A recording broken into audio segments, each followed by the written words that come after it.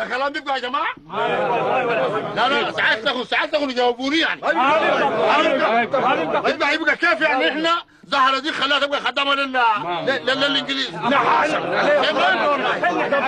لا والله حسين ود الصافي عمرك جاي.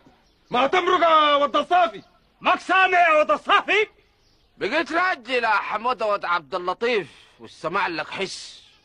حسين ود الصافي امروا لنا زهره بنت التوم. زهره بنت التوم؟ انت ستر العمده يوسف؟ كلمتنا واحده يا حسين، دايرين زهره بنت التوم تجي مرقه قدام الرجال ديل. الله ود المبارك، رجال الجن والله وما فينا عاقل.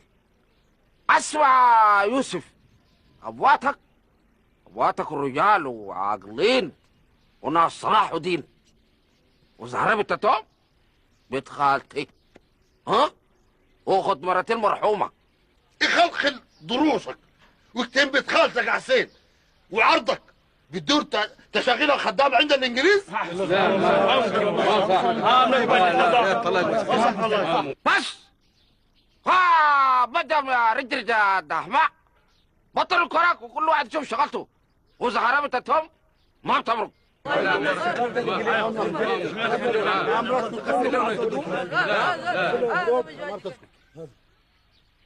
هو يا رجال، انا اللي كلمت عمي يوسف وحسين ود خالتيه داير. كفى زهرك في قدحك. لا يا حسين، زهرة بنتنا نحن وما بنخليك تهينا، ويكون في معلومك يا ود الصافي، زهرة تاني ما بترجع معاك الا وهي في حبلك.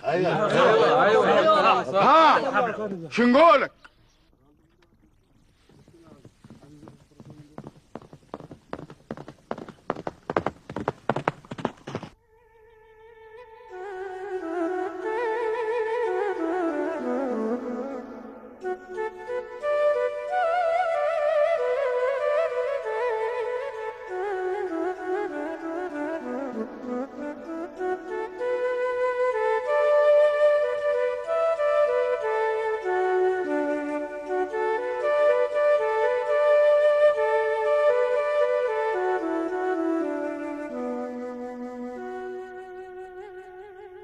اسمع يا حسين ود الصافي، زهره بنت التوم عارضنا وزيها زي خواتنا.